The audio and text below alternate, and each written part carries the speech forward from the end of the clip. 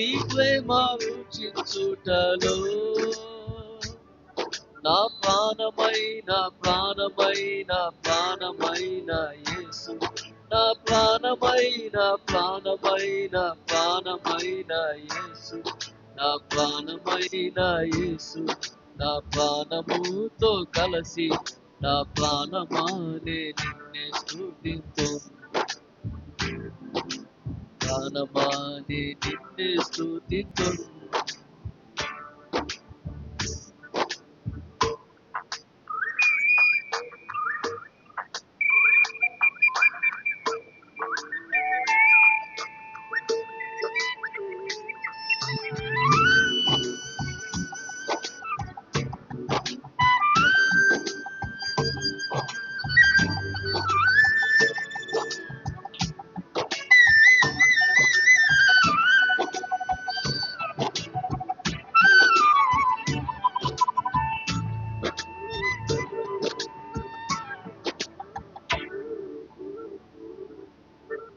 నీ వాక్యం నాకు భోజనమే, శరీరమంతా ఔషధమే.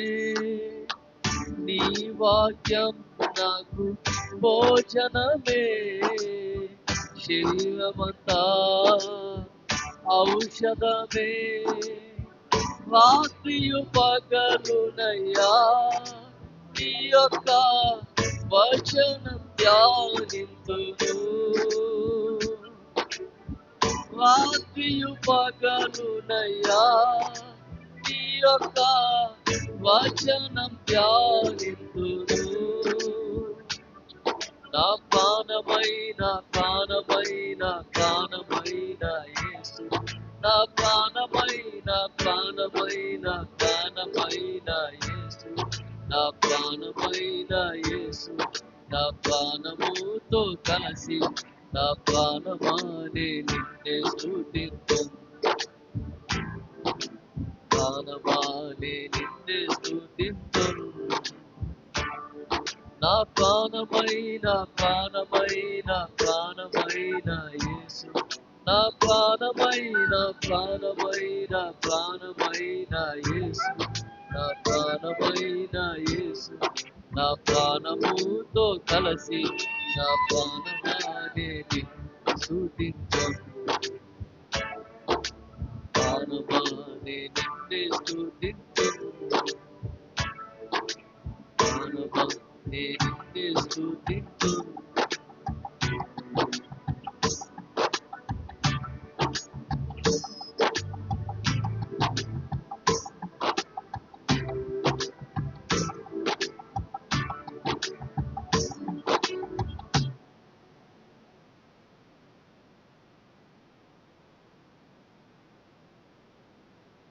ప్రార్థన చేసుకుందాం. దేవుని యొక్క వాక్యం నిమిత్తమై ఎవరైనా ఒకరు చిన్న ప్రార్థన చేసినట్టయితే మనము దేవుని యొక్క మాటలను ధ్యానం చేద్దాము.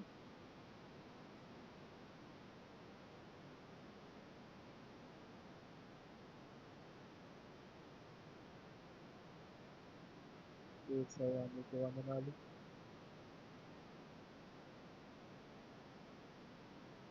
యేసయ్యా నీకు వందనాలు, వందనాలు, స్తుతులు, స్తోత్రములు.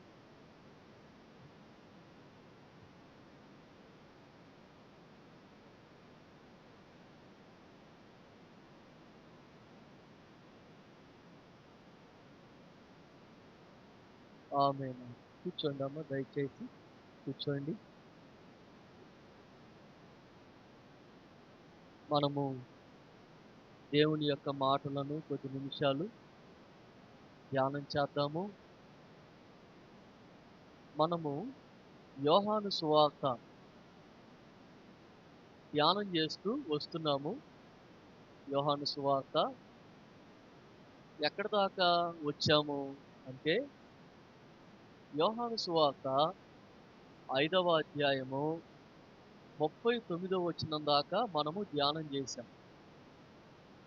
39వ వచనము. ఈ 5వ అధ్యాయాన్ని కొన్ని భాగాలుగా మనము విభజించాము. కొన్ని భాగాలుగా విభజించి మనము ధ్యానం చేస్తూ వచ్చాము. అందులో మొదటి భాగం ఏమిటి అంటే మొదటి భాగం ఏమిటంటే పక్షవాయువుతో బాధపడుతున్నటువంటి వ్యక్తిని యేసుక్రీస్తు స్వస్థపరిచాడు, బాగు చేశాడు. అది మనం యోహాను సువార్త మొదటి అధ్యాయము దాదాపుగా 16వ వచనం దాకా ఆ విషయాన్ని చూస్తాం. తర్వాత మనం ఏం చూసాము అంటే యేసుక్రీస్తు నేను దేవుని కుమారుణ్ణి అని తాను కొన్ని సవాలులు చేశాడు. ఆయన దేవుని కుమారుడు అనటానికి ఆయన కొన్ని సవాలులు, కొన్ని ఆపాదనలు ఇంగ్లీష్‌లో క్లెయిమ్ అని అన్నారు, చేశాడు. ఆయన కొన్ని ఆపాదనలు చేశాడు. ఆ తర్వాత పోయిన వారం మనం ఏం చూసాము అంటే 5వ అధ్యాయము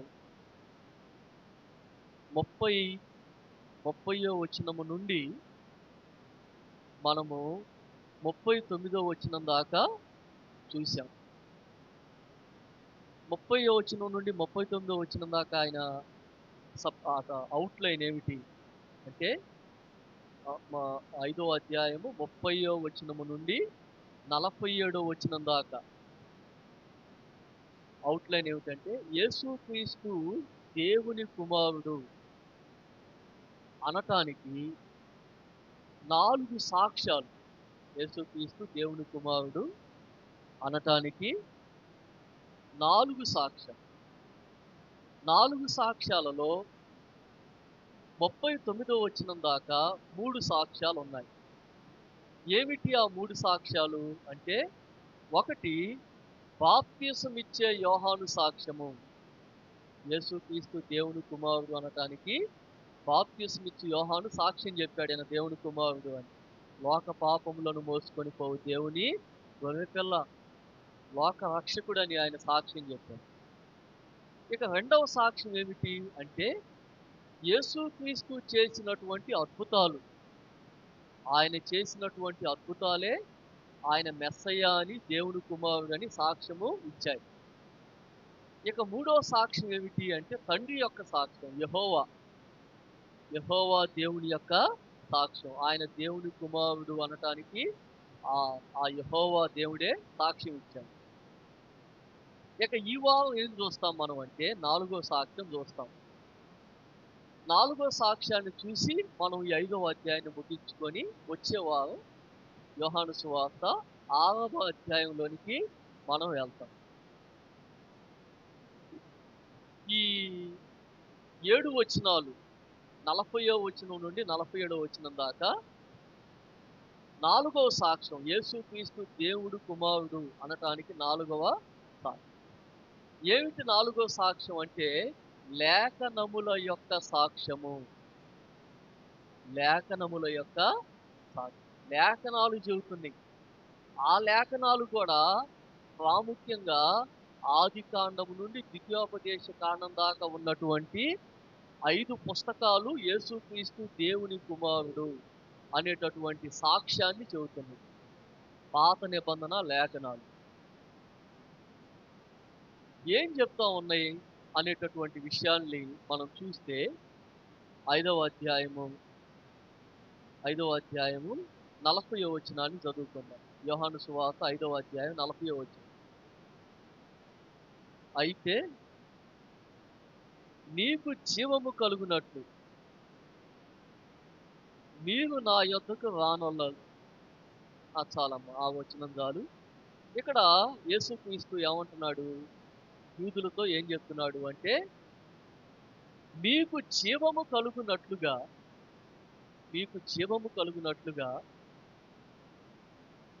మీరు నా యొద్దకు రానొల్లరు అని అంటున్నాడు. వాళ్ళు యేసుక్రీస్తుని యూదులు, శాస్త్రులు కానీ, పరిసయ్యులు కానీ, సద్దుకాయలు కానీ, యోధా మత సంబంధమైనటువంటి పెద్దలు ఎవరైనా కానీ యేసుక్రీస్తు దగ్గరికి రాకపోవటానికి కారణం ఏమిటి అంటే ఒక్కటే రీజన్ చెబుతున్నాడు. ఏమిటంటే జీవం పొందటానికి రానొల్లరు. అంటే ఒక్క మాటలో చెప్పాలంటే వాళ్ళకిష్టం లేదు. యేసు ప్రభు దగ్గరికి రావటం వాళ్ళకి ఇష్టం.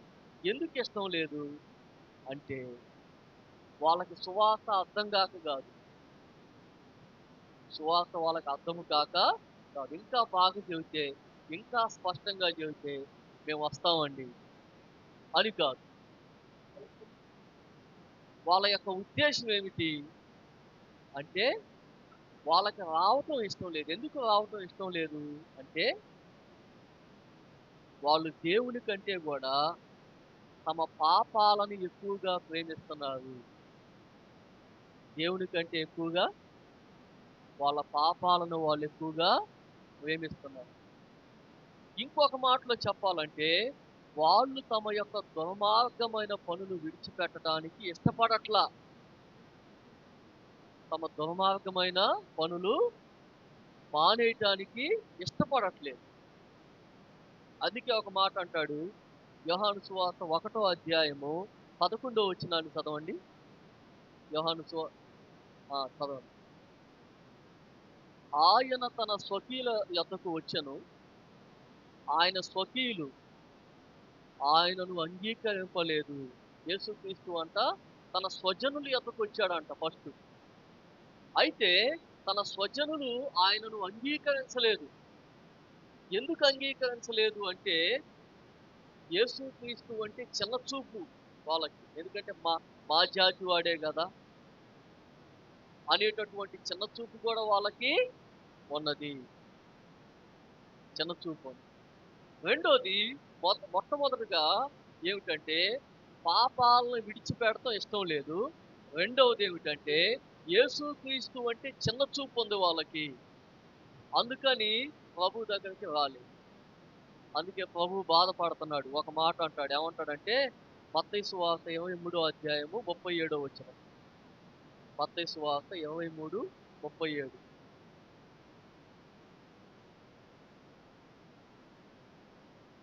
యెరూషలేమా, యెరూషలేమా, ప్రవక్తలను చంపుచును నీ యొద్దకు పంపబడిన వారిని రాళ్లతో కొట్టుచును ఉండుదానా? కోడి తన పిల్లలను రెక్కల క్రిందకు ఎలాగు చేర్చుకొనునో అలాగే నేనును నీ పిల్లలను ఎన్నో మార్లు చేర్చుకొనవలనని ఉంటిని గాని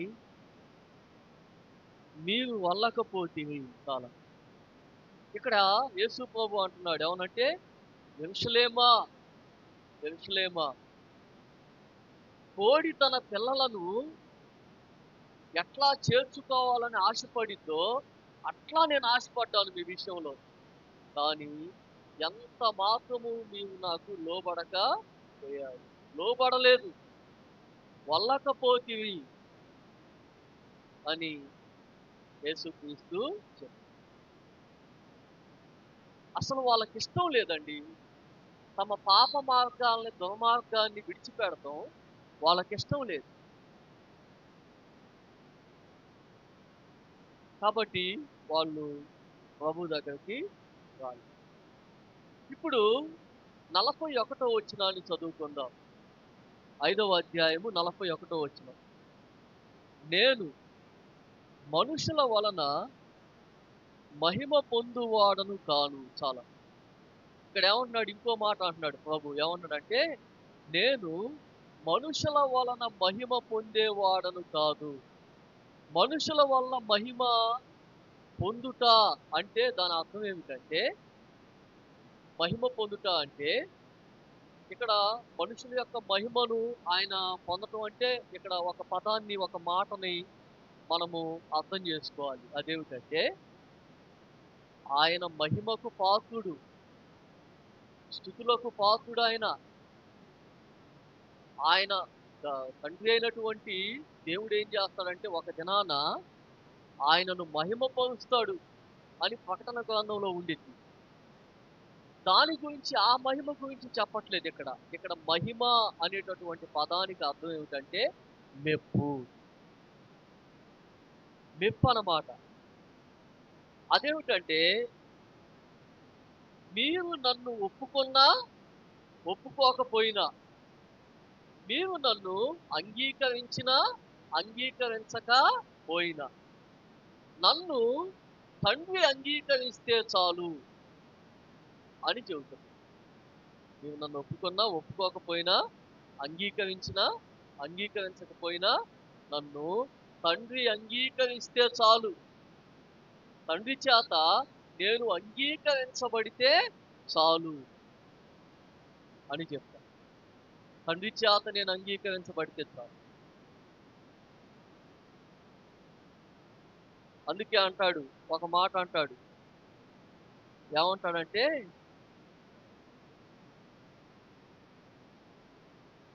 ఆయన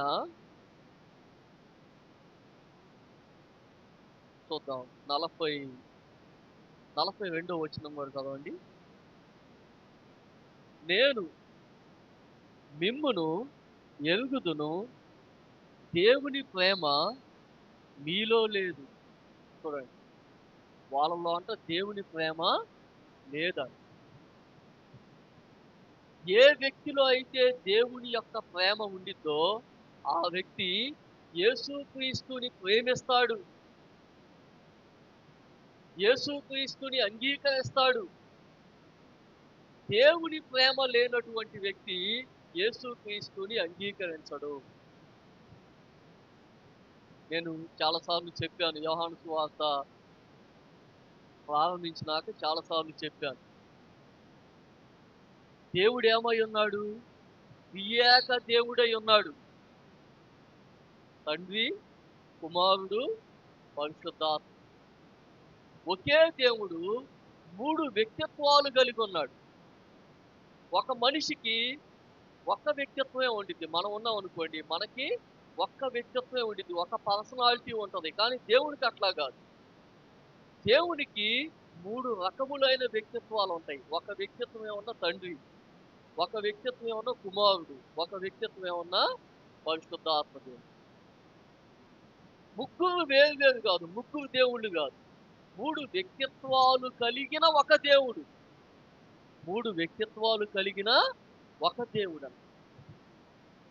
ఇక్కడ కుమారునికి తండ్రికి మధ్య వ్యత్యాసాన్ని మాట్లాడుతున్నాడు. ఇస్లాం సహోదరులు ఏమంటారంటే, మేము తండ్రిని ప్రేమిస్తున్నాము, యెహోవాని ప్రేమిస్తున్నాము అంటారు. కానీ యేసుక్రీస్తుని మేము ఒప్పుకోము. ఆయన ప్రవక్త మాత్రమే, ఆయన దేవుడు కాదు. కానీ బైబిల్ ఏం చెప్తుందంటే, ఏ వ్యక్తిలో తండ్రి ప్రేమ ఉండిద్దో ఆ వ్యక్తి ఖచ్చితంగా కుమారుణ్ణి ప్రేమిస్తాడు, యేసుని ప్రేమిస్తాడు, యేసుని సొంత రక్షకునిగా అంగీకరిస్తాడు. అందుకే ఒక మాట అన్నాడు. ఏమన్నాడంటే, చూడండి, యోహాను సువార్త 8వ అధ్యాయం 42వ వచనం. యోహాను సువార్త 8:42. యేసు వారితో ఎట్లనెను, దేవుడు మీ తండ్రి అయిన ఎడల మీరు నన్ను ప్రేమింతురు. నేను దేవుని యొద్ద నుండి బయలుదేరి వచ్చి ఉన్నాను, నా అంతట నేనే వచ్చి ఉండలేదు, ఆయన నన్ను పంపాను. చూడండి ఏమంటున్నాడు ఇక్కడ, మీరు నిజంగా గనక దేవుని పిల్లలైతే నన్ను ప్రేమిస్తారు, నన్ను. యెహోవా సాక్షులు వాళ్ళు కూడా అంతే, వాళ్ళది దుర్బోధే. వాళ్ళు ఏం చేస్తారంటే యేసుక్రీస్తు దేవుడు కాదు, యేసుక్రీస్తు ఒక రాజు అంటారు వాళ్ళు. ఆయన రాజు, ఆయన దేవుడు కాదు, యెహోవా అనే దేవుడు. ఇంకా ఈ మధ్య యూట్యూబ్ ఛానల్స్ లో BOUI అనేటటువంటి కొంతమంది దుర్బోధకులు ఉన్నారు. వాళ్ళు ఏమంటున్నారంటే యేసుక్రీస్తు దేవుడు కాదు, తండ్రియే దేవుడు. పిడి సుందరరావు శిష్యులు ఒక మాటలో చెప్పాలంటే. కాబట్టి దేవుని పెట్టాల అటువంటి వాళ్ళ బోధ వినొద్దండి. ఆ పీడి సుందరరావుకి సంబంధించినటువంటి ఆ శిష్యుల బోధ ఎవ్వరి బోధ వినొద్దు. అది దుర్బోధ అది.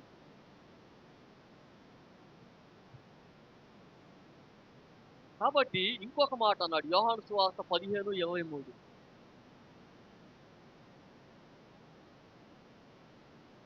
యోహాను సువార్త 15:23.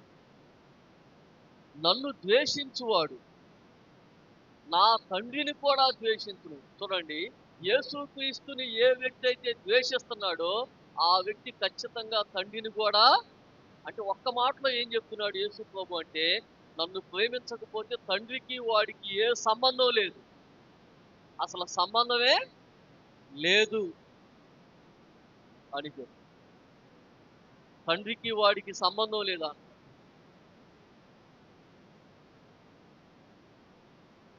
చివరిగా ఈ పాయింట్లో ఇంకొక మాట చూపిస్తాను. యోహాను రాసిన మొదటి పత్రిక 2వ అధ్యాయము 15వ వచనం. యోహాను రాసిన మొదటి పత్రిక 2:15. ఈ లోకమునైనను లోకములో ఉన్న వాటినైనను ప్రేమింపకుడి. ఎవడైనను లోకమును ప్రేమించిన ఎడల తండ్రి ప్రేమ వానిలో నుండదు. చాలు. చూడండి, ఎవరిలో తండ్రి ప్రేమ ఉండదంట? లోకాన్ని ప్రేమించేటటువంటి వ్యక్తిలో తండ్రి ప్రేమ ఉండదు. లోకము అనగా ఏమిటి? నేత్రాశ, శరీరాశ, శివపు డంబం. యేసుక్రీస్తు దగ్గరికి ఒక ధనవంతుడైన ఒక యవనస్తుడు వస్తాడు. ఆ ధనవంతుడైనటువంటి యవనస్తుడు ఏమంటాడంటే, అయ్యా, నేను నిత్య జీవంలోనికి, పరలోక రాజ్యంలోనికి ప్రవేశించాలంటే నేనేం చేయాలి? యేసుక్రీస్తు అంటాడు, 10 ఆజ్ఞలు పాటించు అని చెప్పాను. నేను చిన్నప్పటి నుంచి 10 ఆజ్ఞలు పాటిస్తున్నాను కదా అంటే, నీకు ఒకటి కొదువుగా ఉన్నది. అదేమిటంటే, నీ ఆస్తి అమ్మి పేదలకిచ్చి నన్ను వెంబడించు. నీ ఆస్తి అమ్మి పేదలకిచ్చి నన్ను వెంబడించు. ఎప్పుడైతే ఆ మాట అన్నాడో ప్రభువు, ఆ వ్యక్తి వ్యసనపడుచు వెళ్ళిపోయాడంట. ముఖం చిన్నబుచ్చుకొని వ్యసనపడుచు వెళ్ళిపోయాడు. కాబట్టి గమనించండి, లోకాన్ని ప్రేమించేటటువంటి వ్యక్తి యేసుక్రీస్తుని ప్రేమించలేడు. లోకాశలను కలిగినటువంటి వ్యక్తి యేసుక్రీస్తుని ప్రేమించలేడు. తండ్రి యొక్క ప్రేమ ఆ వ్యక్తిలో ఉండదంట, బైబిల్ చెబుతుంది. తర్వాత 5వ అధ్యాయము 43వ వచనం. నేను నా తండ్రి నామమున వచ్చి ఉన్నాను, మీరు నన్ను అంగీకరింపరు. మరి ఒకడు తన నామమున వచ్చిన ఎడల వానిని అంగీకరించును. చూడండి, ఇక్కడ మత్తయి సువార్తలో చెబుతాడు యేసు ప్రభు ఏమనంటే, అంత్య దినములలో అనేకులైనటువంటి అబద్ధ ప్రవక్తలు వస్తారు. అనేకులైన అబద్ధ ప్రవక్తలు వచ్చి నేనే క్రీస్తునని మిమ్మల్ని మోసం చేస్తాను. అనేకులను మోసం చేస్తామంట. నేనే క్రీస్తుని, నేనే మెస్సయ్య అని, నేనే దేవుణ్ణి అని. ఏమండి, తమిళనాడులో లహరి కృష్ణ అనేటటువంటి ఒక ఆయన ఉండేవాడు. ఆయన పాస్టర్. ఆయన్ని ఎంతమంది ఫాలో అయ్యేవాళ్ళు అంటే చాలా మంది, కొన్ని లక్షల మంది ఫాలో అయ్యేవాళ్ళు. ఆయన ఒక అనౌన్స్మెంట్ చేశాడు ఒక దినాన. ఏమనంటే, నేను మీకు ఫలానా రోజున యేసుక్రీస్తుని చూపిస్తాను అన్నాడు. నీవంతా ఉపవాసం ఉండి రండి, నేను మీకు యేసుక్రీస్తుని చూపిస్తా అన్నాడు. అనేసరికి దేవుని బిడ్డలారా గమనించండి, ఆయన్ని చాలా మంది వెంబడించారు, వచ్చారు. వస్తే ఆయన ఏం చేశాడు తెలుసా? నేనే మెస్సయ్య అని, నేనే యేసునని ప్రకటించుకున్నాను. నమ్మారండి. ఏమంటే మీరు నమ్మండి, ఎప్పటికీ కూడా మీరు కనుక కుల్లూరు వెళ్తే ఒక హోటల్ ఉంది. ఆ హోటల్లో లహరి కృష్ణ యొక్క ఫోటో ఉంది. వాళ్ళు అతన్నే పూజిస్తారు. నేనే యేసుని, నేనే కృష్ణుణ్ణి, నేనే రాముణ్ణి, నేనే దేవుణ్ణి అని చెప్పి అంటాడు ఆయన. అన్ని దేవుళ్ళు నేనే. ఇది సాయిబాబా చెప్పినట్టుగా. కానీ యేసుక్రీస్తు చెప్పు నా నామమున ఇంకొకడు వస్తాడు అంటే ఈ మాట ఎవరి నిమిత్తంగా చెబుతున్నాడంటే సంఘం ఎప్పుడైతే ఎత్తబడిద్దో సంఘము ఎత్తబడినాక 7 ఏండ్ల మహాశ్రమల కాలం భూమి మీద ప్రారంభించబడింది. ఆ 7 ఏండ్ల మహాశ్రమల కాలంలో ఒకడొస్తాడు ప్రపంచ నియంత క్రీస్తు విరోధి. వాడు అనేకులను మోసం చేస్తాడు. చూడండి ఒక మాటను మీకు చూపిస్తాను. ఒక మాటను మీకు నేను చూపిస్తాను. తెస్సలోనికీయులకు రాసిన 2వ పత్రిక 2వ అధ్యాయము 8వ వచనం నుంచి చదువుకుందాం. అప్పుడు ఆ ధర్మ విరోధి బయలుపరచబడును. ప్రభు అయిన యేసు తన నోటి ఊపిరి చేత వానిని సంహరించి తన ఆగమన ప్రకాశము చేత నాశనము చేయును. నశించుచున్నవారు తాము రక్షింపబడుటకై సత్య విషయమైన ప్రేమను అవలంబింపక పోయి గనక వారి రాక అబద్ధ విషయమైన సమస్త బలముతోనూ నానా విధములైన సూచక్రియలతోనూ మహత్కార్యములతోనూ దుర్నీతిని పుట్టించు సమస్త మోసముతోనూ నశించుతున్న వారితో సాతాను కనపరుచు బలమును అనుసరించియుండును. చాలు. ఇక్కడ ఏం చెప్తా ఉన్నాడంటే సంఘము ఎత్తబడినాక ఏమైందంటే ఒకడు సైతాను చేత ఒకడు వస్తాడు. సైతాను యొక్క కుమారుడు మనిషే పుడతాడు, మనిషిగా పుడతాడు. సైతాను ఒక వ్యక్తిని పుట్టిస్తాడు. వాడు క్రీస్తు విరోధి. నేనే క్రీస్తునని చెప్పి ప్రపంచం మొత్తాన్ని కూడా నమ్మేస్తాడు. అనేకమైనటువంటి సూచక్రియలు, మహత్కార్యాలు, అద్భుతాలు చేస్తాడు. దేవుని బిడ్డల ఒక విషయం మీరు గమనించాలి. అదేమిటంటే ఎక్కడైతే దేవుని యొక్క వాక్యానికి విరుద్ధంగా ఏ స్థలములో అయితే అద్భుతాలు, స్వస్థతలు, సూచక్రియలు జరుగుతూ ఉంటాయో ఆ స్థలములో సైతాను చేత అవి జరుగుతాయి. ఎట్లా జరుగుతాయండి? సైతాను యొక్క శక్తి చేత జరుగుతాయి అవి. బైబిల్లో ఎక్కడా కూడా ఏ దైవజనుడు, యేసుక్రీస్తు గాని, యేసు ప్రభు శిష్యులు గాని, సంఘ పితరులు గాని ఎవ్వరూ కూడా వ్యాపారం చెయ్యలేదు. వ్యాపారం అంటే ఏమిటో తెలుసా?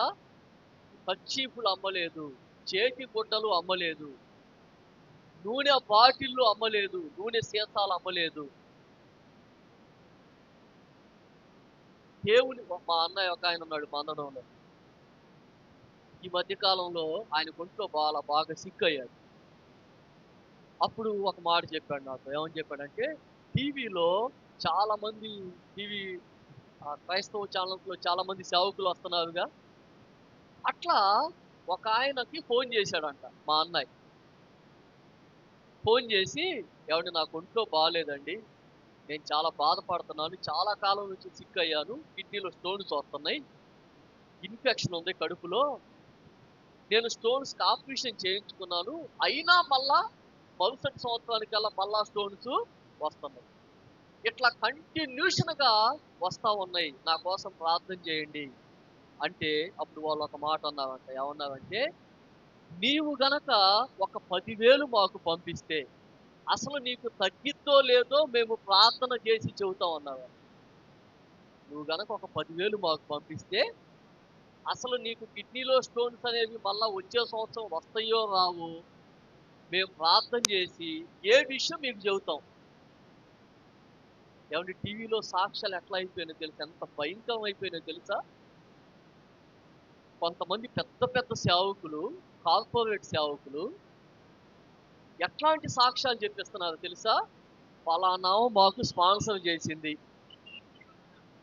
పలానా మాకు స్పాన్సర్ స్పాన్సర్ చేస్తే ఆమెకు మేలు జరిగింది. చెప్పమ్మా, సాక్ష్యం చెప్పు, నువ్వు మాకు స్పాన్సర్ చేసావు కదా, నీకేమైంది అంటే ఆమె చెప్పింది, నాకు అసలు తినటానికి కూడా లేదయ్యా, ఉండటానికి లేదయ్యా, రూపాయి రూపాయి రూపాయి రూపాయి కూడబెట్టి ఆ డబ్బులు తీసుకొచ్చి స్పాన్సర్ చేశానయ్యా అని చెప్పి ఆమె చెప్పింది. అన్ని స్పాన్సర్ సాక్ష్యాలే. ఎందుకని అట్లా సాక్ష్యం చెప్పిస్తున్నావంటే ఆమెను చూసి ఇంక 10 మంది డబ్బులు ఇస్తారు. అమ్మో, మాకు కూడా ఏదో కలిగిద్ది, మేము కూడా ఇచ్చామంటే అప్పో సొప్పో ఎట్టో కొట్ట చేసి మేము గనక 10,000 స్పాన్సర్ చేస్తే మాకు కూడా ఏదో ఒక దీవెన. ఏమండి, ఒక మాట చెప్పనా? అంటే దాని అర్థం ఏమిటి?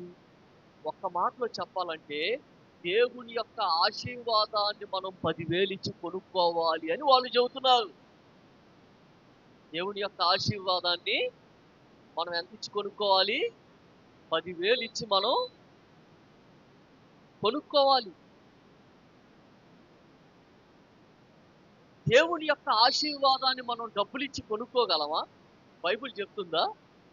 దేవుడు విధేయత చూపించినటువంటి వాళ్ళని ఆశీర్వదిస్తాడు. ఆయన మాట విన్నటువంటి వాళ్ళను దేవుడు దీవిస్తాడు.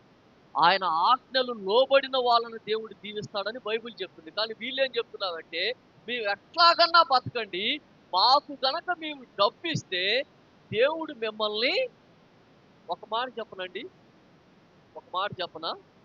మాకు డబ్బిస్తే దేవుడు మీకు ఉద్యోగం ఇస్తాడు, మాకు డబ్బిస్తే దేవుడు మిమ్మల్ని ఫైనాన్షియల్గా దీవిస్తాడు. ఏమండి, ఇన్ని చేసే దేవుడు వాళ్ళకి డబ్బులు ఇవ్వలేడా? ఏది, ఎవరైతే 10,000 అడుగుతున్నారో ఆ 10,000 అడుగుతున్నటువంటి సేవకులకి దేవుడు డబ్బులు ఇవ్వలేడా? ఇస్తాడా, ఇవ్వడా? మరి ఎందుకు నమ్మట్లేదు వాళ్ళు? వాళ్ళకేమన్నా వీళ్ళు ఇవ్వాలంట డబ్బులు, వీళ్ళకి దేవుడు ఇస్తాడంట, ఇచ్చిన వాళ్ళకి దేవుడు ఇస్తాడంట. ఇది పచ్చి మోసం అండి, పచ్చి మోసం. ఒక నిజమైన దైవజనుడు డైరెక్ట్గా కానీ ఇండైరెక్ట్గా కానీ ఎవరిని డబ్బులు అడగడు. ఒక నిజమైన దైవజనుడు డైరెక్ట్గా కానీ ఇండైరెక్ట్గా కానీ ఎవరిని డబ్బులు అని జాక్పనన్న గారు చెప్పారు. పచ్చి మోసం. కాబట్టి దేవుని బిడ్డ, దేవుని యొక్క వాక్యం ఏం చెప్తా ఉందంటే, యేసుక్రీస్తు నన్ను అంగీకరించవు, మీరు నన్ను అంగీకరించవు, నా నామంలో అక్కడ వాటర్ ఉంది, కూలింగ్ వాటర్, వేరొకడు వస్తాడు, అతనిని మీరు అంగీకరిస్తారు. తర్వాత 44 వచనం, 5వ అధ్యాయం 44. అద్వితీయ దేవుని వలన వచ్చు మెప్పును కోరక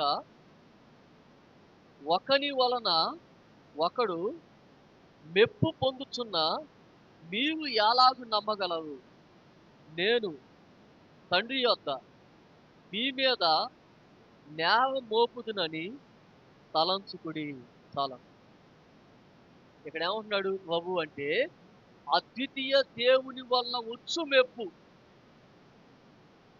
అంటే యూదులకి దేవుని వలన కలిగేటటువంటి మెప్పు వాళ్ళకి అవసరం లేదు.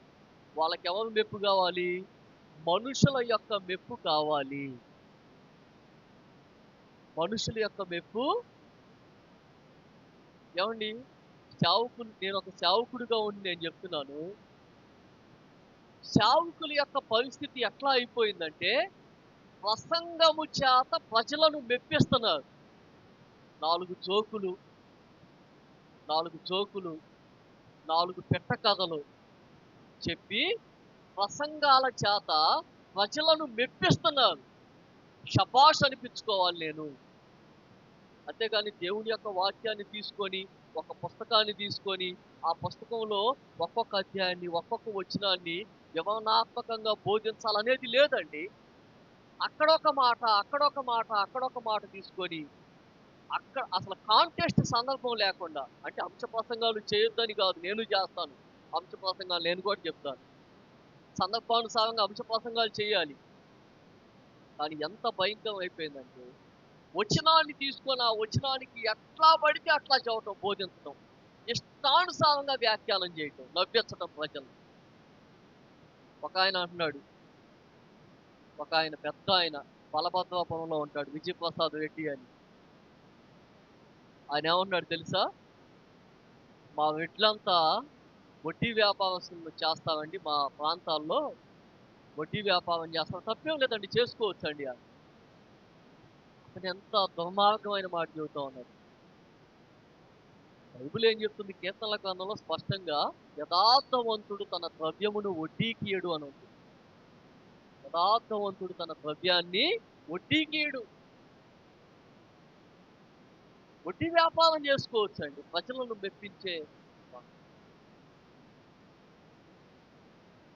కాబట్టి దేవుని బిడ్డ, దేవుని యొక్క వాక్యం ఏం చెప్తా ఉందంటే,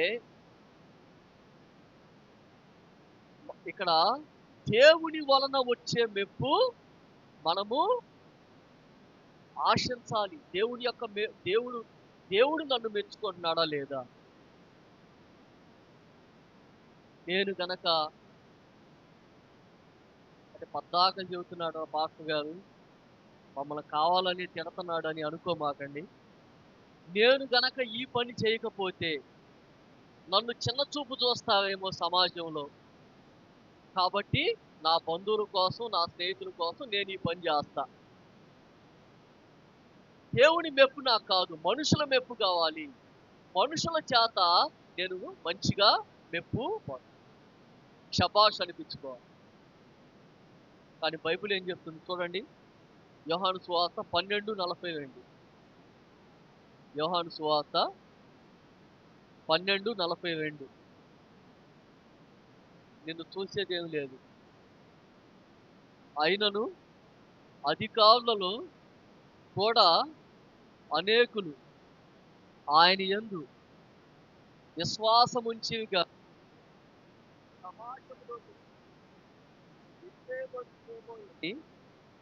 పరిసయ్యులకు భయపడి వారు ఒప్పుకొనలేదు. వారు దేవుని మెప్పు కంటే మనుషుల మెప్పును ఎక్కువగా అపేక్షించింది. చాలా. ఏమండి, ఏమంటున్నాడు ఇక్కడ 43వ వచనంలో? అంటే అనేక మంది ఉన్నారంట యేసుక్రీస్తు కాలంలో, అధికారులు ఉన్నారంట. వాళ్ళందరికి అర్థమైపోయింది ఏమని? యేసుక్రీస్తు నిజమైన లోక రక్షకుడు, యేసుక్రీస్తు దేవుడు, యేసుక్రీస్తు దేవుని యొక్క కుమారుడు అనే సంగతి వాళ్ళందరికి అర్థమైపోయింది. కానీ వాళ్ళెవ్వరూ కూడా బహిరంగంగా వచ్చి యేసుక్రీస్తుని సొంత రక్షకునిగా అంగీకరించలేదు. ఎందుకని? పరిసయ్యులకు భయపడ్డారు. పరిసయ్యులకు భయపడ్డారు. కాబట్టి నీవు మనుషులకు భయపడి నీవు దేవుణ్ణి నమ్ముకోవటానికి దూరం అయిపోతున్నావా? మనుషులకు భయపడి. పౌలు ఒక మాట అంటాడు, ఇంకొక మాట చూపిస్తాను చూడండి. లూకాసు వార్త 14:26. లూకాసు వార్త 14:26. ఎవడైనను నా యొద్దకు వచ్చి తన తండ్రిని, తల్లిని, భార్యను, పిల్లలను, అన్నదమ్ములను, అక్క చెల్లెండ్లను, తన ప్రాణమును సహా ద్వేషింపకుంటే వాడు నా శిష్యుడు కానేవాడు. మరియు ఎవడైనను తన సిలువను మోసుకొని నన్ను వెంబడింపని ఎడల వాడు నా శిష్యుడు కానేవాడు. చూడండి ఏమంటున్నాడు? మనుషులందరికంటే ఎక్కువగా మనం ఎవరిని ప్రేమించాలంట? యేసుక్రీస్తుని ప్రేమించాలంట. అట్లా ప్రేమించకపోతే ఆయన ఏమంటున్నాడంటే, వానికి నాకు సంబంధం లేదు, సంబంధం లేదు, వానికి నాకు సంబంధం లేదు అంటున్నాడు. కాబట్టి దేవుని పట్ల గమనించండి, ఇక్కడ మనం చూసినట్లయితే ఇంకొక మాట కూడా ఉంది. అదేమిటంటే గలతీయులకు రాసిన పత్రిక 1వ అధ్యాయం 10వ వచనం. గలతీయులకు రాసిన పత్రిక 1:10. ఇప్పుడు నేను మనుషుల దయను సంపాదించుకొన చూచుచున్నానా, దేవుని దయను సంపాదించుకొన చూచుచున్నానా, నేను మనుషులను సంతోషపెట్టగోరుచున్నానా, నేనెప్పటికిని మనుషులను సంతోషపెట్టువాడనైతే క్రీస్తు దాసుడను కాకయే పోదును. పౌలు ఏమంటున్నాడు? నేను మనుషుల్ని సంతోషపెట్టేటటువంటి సేవకుని కాదు, దేవుణ్ణి సంతోషపెట్టే సేవకుని అంటున్నాడు. దేవుణ్ణి నేను సంతోష పెడతాను.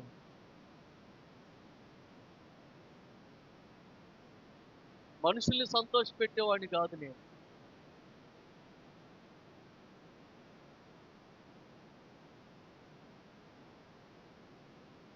ఇంకొక మాట చూడాలి. అదేమిటంటే తెస్సలోనికీయులకు రాసిన మొదటి పత్రిక 2వ అధ్యాయము 4వ వచనం. తెస్సలోనికీయులకు రాసిన మొదటి పత్రిక 2వ అధ్యాయం 4వ వచనం. కాదమ్మా, ఇదే. సువార్తను మాకు అప్పగించుటకు యోగ్యులమని దేవుని వలన ఎంచబడిన వారమై మనుషులను సంతోషపెట్టువారము కాక మన హృదయములను పరీక్షించు దేవునినే సంతోషపెట్టువారమై బోధించుచున్నాము. మీరెరిగి ఉన్నట్టు మేము ఇచ్చకపు మాటలనైనను ధనాపేక్షను కనిపెట్టు వేషమునైనను ఎన్నడను వినియోగించలేదు. ఇందుకు దేవుడే సాక్షి. పౌలు ఎంత అద్భుతమైనటువంటి మాట చెబుతున్నాడు. మేము ఏనాడు మనుషుల్ని పొగడలేదు. ఇచ్చకపు మాటలు అంటే అర్థం ఏమిటంటే పొగడటం అని. ఎందుకు మనుషుల్ని పొగుడుతాడు ఒక సేవకుడు ఎక్కువగా అంటే, ఇక్కడ పౌలు ఏం చెప్తున్నాడంటే, అంటే పొగడటం వేరు, ఉన్న విషయాన్ని బట్టి గౌరవించడం వేరు. ఒక వ్యక్తిలో ఒక మంచి లక్షణం ఉందనుకోండి, అమ్మా నీలో ఈ మంచి లక్షణం ఉందమ్మా అని ఆ మనిషిని పొగడటం తప్పేమి లేదు, అతను గురించి ప్రశంసించడం వేరే. కానీ ఆ వ్యక్తిలో లేని విషయాలు కూడా చెప్పామనుకో, ఆమెలో లేని విషయాలు కూడా చెప్పామనుకో, అది పొగడతాయి. అట్లా ఎందుకు లేని విషయాలు చెబుతాడు అంటే, ఆమె దగ్గర లేకపోతే ఆ వ్యక్తి దగ్గర డబ్బును అపేక్షించి. పౌలు అట్లా చేయలేదండి. పౌలు డబ్బు కోసం ఎవ్వరిని పొగడలా. నిన్న మీటింగ్స్లో లాస్ట్ రోజు సమర్పణరావు గారు ఒక మంచి మాట అన్నారు. ఏమన్నారంటే, వాళ్ళ చర్చికి వచ్చే విశ్వాసులకు ఆయన చెబుతాడంట, ఏమని, మీలో ఎవరైనా లంచము తీసుకునే వాళ్ళు ఉంటే వాళ్ళు దయచేసి మీ దశంభాగమునైనను మీ కానుకనైనను కానుక పెట్టెలో వెయ్యవద్దు. అసలు అట్లా చెప్పే ధైర్యం ఎవరికుందండి? ఆయన చూస్తే నాకు ఈ తరంలో ఏలియాలా కనిపించాడు ఆయన. నాకు అంత పౌరుషంగా మాట్లాడుతున్నాడు. ఎవ్వరు వేయాల్సిన పని. ఒక టీఎస్పీ గారి కోపం వచ్చిందంట. అయితే వాళ్ళ ఆవిడ చెప్పిందంట, మానేద్దాం చర్చి అన్నాడంట ఆయన. వాళ్ళ ఆవిడ చెప్పిందంట, ఏమనంటే, ఎంతో మంది సేవకులను చూసాం, అందరూ ఏదో ఒక విధంగా మనల్ని డబ్బులు అడుగుతున్నారు, ఈయన ఒక్కడే ఈ మాట చెప్పాడు, కాబట్టి ఈ చర్చికే వెళ్దామని వాళ్ళ ఆవిడ.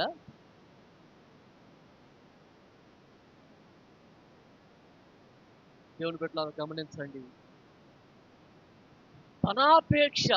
అపేక్షించి ఒక స్తుతి చేయటం. పౌలు అట్లా చేయలా. నా బోధ దేవుని దృష్టికి సరిగ్గా ఉందా లేదా. బోధకులంతా ఇప్పుడు యూట్యూబ్లో వాటిల్లో బోధకులంతా వాళ్ళ ప్రయత్నం ఏమిటి అంటే, నా ప్రసంగం ప్రజలు మెచ్చుకోవాలి, సబ్స్క్రైబర్స్ ఎక్కువ అవ్వాలి, లైక్స్ ఎక్కువ అవ్వాలి, వ్యూస్ కూడా ఎక్కువ రావాలి. అట్లా ప్రజలకు ఇష్టమైనటువంటి మాటలు చెబుతారు.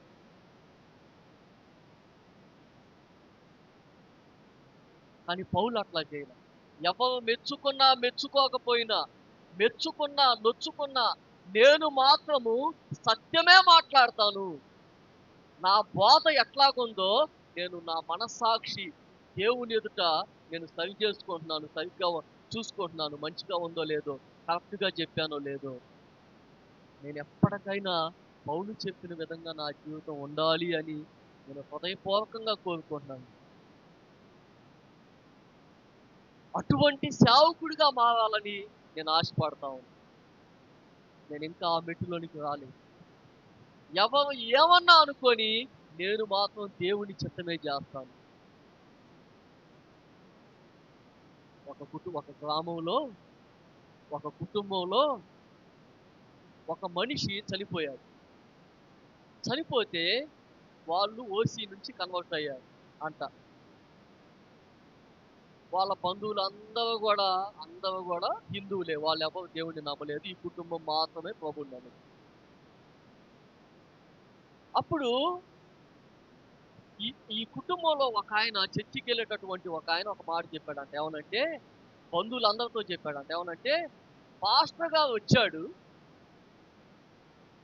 పాస్టర్ గారు ఏమి చెప్తే అదే చేస్తాం మేము. ఇక దానికి మించి మేమేమి బట్టలేసుకోవటం, నీళ్ళలో మునగటం, గడ్డాలు తీపించుకోవటం, గుండు కొట్టించుకోవటం, మీసాలు తీపించుకోవటం, కొబ్బరికాయలు కొట్టటం, ఫోటో కాడ దండేయటం, ఫోటో కాడ ఆ కాకరపోతులు ఏమంటారు వాటి సాంబ్రాణి కడ్డీలు ఎలిగించటం. పాస్టర్ గారు కాళ్ళు ఎటు పెట్టాలి, ఇటు పెట్టాలా, అటు పెట్టాలా, తూర్పుకి పెట్టాలా, పడమటికి పెట్టాలా కాదు. అతను మర్చిపోయాడు. ఎటు పెడితే ఏమైంది? బైబిల్‌లో ఎటన్నా పెట్టొచ్చు. ఇట్లాంటివి మేమేమి చెయ్యం. పాస్టర్ గారు ఏం చెప్తే అది మీరు బాధపడితే బాధపడండి. మేము దేవుణ్ణే సంతోషపెట్టాలని అనుకుంటున్నామని ఆయన చెప్పాడట పెద్దాయన. అది నిజమైనటువంటి మార్పు. ఎవ్వరు ఏమైనా అనుకోండి. దేవుడు మమ్మల్ని మెచ్చుకుంటే మీరు నొచ్చుకున్నా పర్వాలేదు. పౌలు అది చెబుతున్నాడు. మేము రాజీ పడం దేవుని విషయంలో. అవసరమైతే దేవుని కోసం మా కులాన్ని పోగొట్టుకుంటాం మేము. ఏ కులమైనా పర్వాలేదు. మా పిల్లల్ని ఇస్తాం. వాళ్ళు మారు మనసు పొంది దేవుని పట్ల భయభక్తులు కలిగిన వాళ్ళైతే.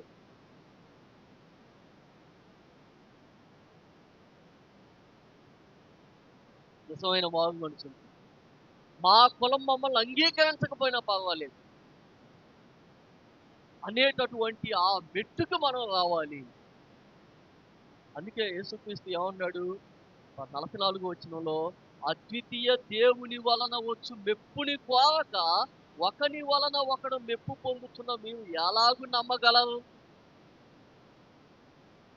మీరు నమ్మరు నన్ను. ఎందుకని? మీకు దేవుడి మెప్పు అవసరం లేదు. మనుషుల మెప్పు కావాలి మీకు. మనుషుల మెప్పు మీకు. తర్వాత 5వ అధ్యాయము ఎక్కడి దాకా అయిందమ్మా? 45 కూడా అయిపోయింది కదా. చదవాలా? చదవండి అమ్మా. నీవు ఆశ్రయించుతున్న మోషే మీ మీద నేరం మోపును. చాలా. ఏమండి ఇక్కడ మోషే అంటే అర్థం ఏమిటంటే మోషే రాసినటువంటి పుస్తకాలు 5 పుస్తకాలు. ఆదికాండము, నిర్గమాకాండము, లేవియాకాండము, సంఖ్యాకాండము, ద్వితీయోపదేశకాండం. ఈ 5 పుస్తకాలలో యేసుక్రీస్తుని గురించిన విషయాలున్నాయి. మోషే రాశాడు. మోషే చేత దేవుడు రాయించాడు. కాబట్టి మోషే రాసినటువంటి లేఖనాలే మీ మీద సాక్ష్యం చెబుతాయి. నేను కాదు, లేఖనాలు చెబుతాయి మీ మీద. మీకు విరోధంగా లేఖనాలు మాట్లాడతాయి.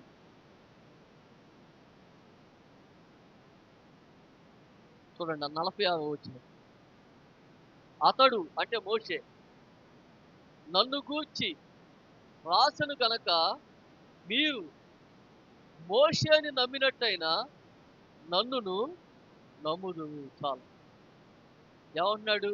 మోషే నిజంగా మీరు గనక మోషేని నమ్మిన వాళ్ళైతే, మోషే రాసిన లేఖనాలని నమ్మే వాళ్ళైతే నన్ను కూడా నమ్ముతారు. మేము మోషే యొక్క శిష్యులం, మోషే వారసులం అని మీరు అనుకుంటున్నారు కదా! మీరు నిజంగా మోషే యొక్క లేఖనాలను నమ్మినట్టయితే నన్ను కూడా మీరు, మోషే ఏం చెప్పాడు? ఒక మాట చూపిస్తాను చూడండి. ద్వితీయోపదేశకాండం 18వ అధ్యాయము 15వ వచనం, 18వ వచనం చదవండి. ద్వితీయోపదేశకాండం 18, 15 నుంచి చదవండి. హోరేబులో ఆ సమాజ దినమున ఆ మళ్ళీ నా దేవుడైన యెహోవా స్వరము నాకు వినపడకుండును గాక. ఈ గొప్ప అగ్ని ఆ అని చెప్పి తిని, ఆ సమయమున నీ దేవుడైన యెహోవాను నీవు అడిగిన వాటన్నిటి చొప్పున నీ దేవుడైన యెహోవా నీ మధ్యను నా వంటి ప్రవక్తను నీ సహోదరులలో నీ కొరకు పుట్టించును. ఆయన మాట నీవు వినవలెను. చాలు. ఇక్కడ ఎవరి గురించి చెబుతున్నాడు మోషే అంటే యేసుక్రీస్తుని గురించి చెబుతున్నాడు. నా వంటి ఒక ప్రవక్త వస్తాడు, ఆయన మాట మేము వినాలి అని మోషే యేసుని గురించి. కానీ వాళ్ళు యూదులు ఆ లేఖనాలు చదువుతున్నారు, కానీ ఆ లేఖనాలు చివరిగా 47వ వచనం, మీరు అతని లేఖనములను నమ్మని ఎడల నా మాటలు ఎలాగు నమ్ముదురు అనెను. ఏమండి? మోషే రాసినటువంటి లేఖనాలను వాళ్ళు నమ్మట్లేదు. చదువుతున్నారు కానీ నమ్మట్లా. చదువుతున్నారు కానీ నమ్మట్లేదు.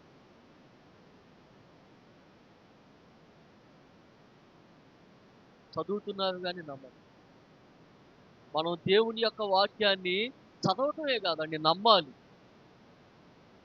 మన కష్టాల్లో, మన బాధల్లో, మన శ్రమల్లో మనం దేవుణ్ణి నమ్మాలి. ఏమండి? మీరు ఎవ్వరు బాధపడొద్దండి. నేను ఒక మాట చెప్తాను, ఎవ్వరు బాధపడొద్దు. నేను ఒక దేవుని సేవకునిగా మీకు ఒక మాట చెప్తాను. నేను ఒక తీర్మానం తీసుకున్నా. మీకు చెప్పా, గతంలో కూడా చెప్పా, మళ్ళా ఈ ఒక్క మాట చెప్పి ముగించేస్తాను. అయిపోయింది, సమయం అయిపోయింది. ఏమిటా తీర్మానం అంటే, నేను సంఘంలో మీటింగ్స్ పెట్టినా, భోజనాలు పెట్టినా, ఏమి పెట్టినా నేను ఎవ్వరిని ఏమీ అనకూడదు. దేవుణ్ణి తప్ప ఎవ్వరికి నా అవసరాన్ని తెలియజేయకూడదు. దేవుడే నా అవసరాన్ని. అందుకని నేను మీటింగ్స్కి ముందు నేను ఎవ్వరికి చెప్పలా. మీటింగ్స్కి ముందు చెప్పలా. ఏమని? అమ్మా మీరు కొంచెం కానుక ఇవ్వండి, ఎంతో కొంత ఇవ్వండి అనే మాట నేను మీకు ఎవరికి చెప్పను. అంటే మిమ్మల్ని అవమానించాలని కాదు, మిమ్మల్ని అవమానించాలని కాదు. నా విశ్వాసాన్ని నేను పరీక్షించుకోవాలి. అసలు నాకు నిజంగా విశ్వాసం ఉందా దేవుడి పట్ల? దేవుడి సేవకు పిలిచాడుగా, దేవుడు పోషిస్తున్నాడుగా, పిల్లల్ని చదివించుకోవడానికి సహాయం చేస్తున్నాడుగా, వస్త్రాల విషయంలో సహాయం చేస్తున్నాడుగా, భోజనం విషయంలో సహాయం చేస్తున్నాడుగా. ఏమండి? మన చర్చికి చాలా పేదవాళ్ళండి, చాలా పేదవాళ్ళు మన చర్చికి వస్తూ ఆమె చెప్పొద్దు అన్నయ్య, దేవునికి నీకు తప్ప ఇక ఇది ఎవ్వరికి తెలియకూడదు అని ఒక మంచి మనసుతో ఆమె ఏం చేసిందంటే ఒక కానుకిచ్చింది. మీటింగ్స్కి ముందు కానుకిస్తే ఆ కానుకకి నేను కొంత డబ్బులు వేసుకొని ఈ టీవీ తీసుకొని, ఆమె ఇచ్చిన కానుకకి ధనవంతురాలు కాదు, పేదరాలు, విధవరాలు, విధవరాలు. నాకు ఎప్పటి నుంచో ఆశ ఉంది ఏంటంటే, ఇట్లా చక్కగా ఏంది ఆగిపోయింది, ఇది డిస్కనెక్ట్ అయినట్టు ఉంది. మీకు వాక్యము ఈ మీకు చూపించాలి అనేటటువంటి ఆశతో నేను చాలాసార్లు, నేను అంతకుముందు కూడా చాలాసార్లు ప్రసంగంలో చెప్పాను నేను. అంటే నేను ఇంకా ఇంకా కొన్ని నోట్స్ ఇంకా నేను కొంత సిద్ధం చేయలేదు. అందుకనే మీకు ఇంకా కొన్ని చిన్న చిన్న వీడియో క్లిప్పింగ్స్ గానీ, కొంతమంది ఇమేజెస్ గానీ నేను చూపించలా. వచ్చే వారానికి కొంత నోట్స్ ప్రిపేర్ చేస్తానింకా. అప్పుడు నేనింకా మీకు కొంచెం అర్థమయ్యేటట్టుగా కొన్ని చిన్న చిన్న వీడియో క్లిప్పింగ్స్ కూడా నేను మీకు చూపిస్తాను. దేవుడు ఆ బైబిల్‌లో యోహాను సువార్తలో యోహాను పత్రికలో చెబుతాడు. ఏమని? దైవ చిత్తానుసారంగా మీరు ఏది అడిగినను ఆయన మీకు అనుగ్రహించును. మనకు కలిగిన ధైర్యమేదనగా 5వ అధ్యాయంలో ఉంటది ఆ మాట. చూడండి ఒక్క మాట. యోహాను రాసిన మొదటి పత్రిక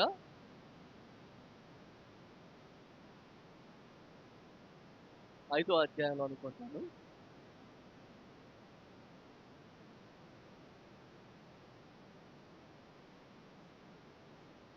14 వచనం.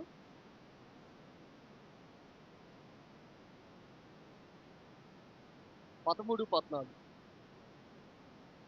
ఆయనను బట్టి మనకు కలిగిన ధైర్యమేదనగా ఆయన చిత్తానుసారంగా మనమేది అడిగినను ఆయన మన మనవి ఆలకించునన్నదియే.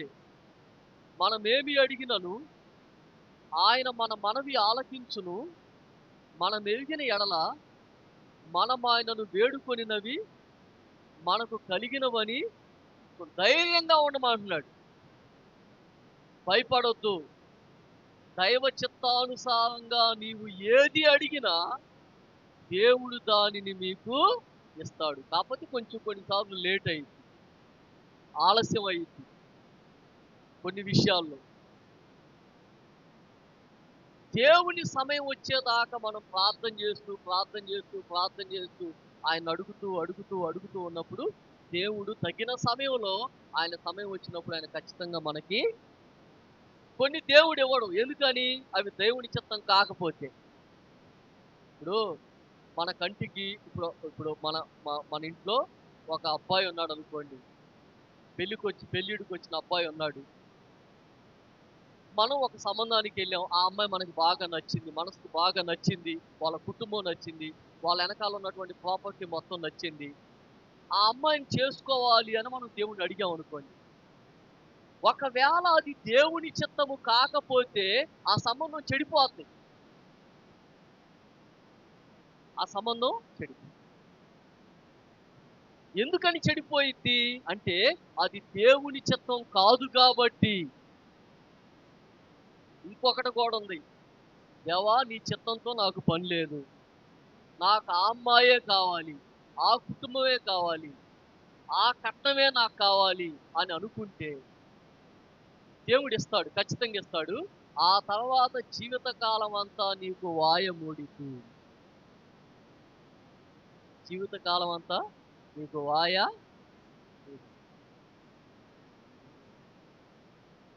అందుకని మనం ఏదైనా ఒక పని చేసేటప్పుడు దేవుని చిత్తానికి అప్పగించాలి.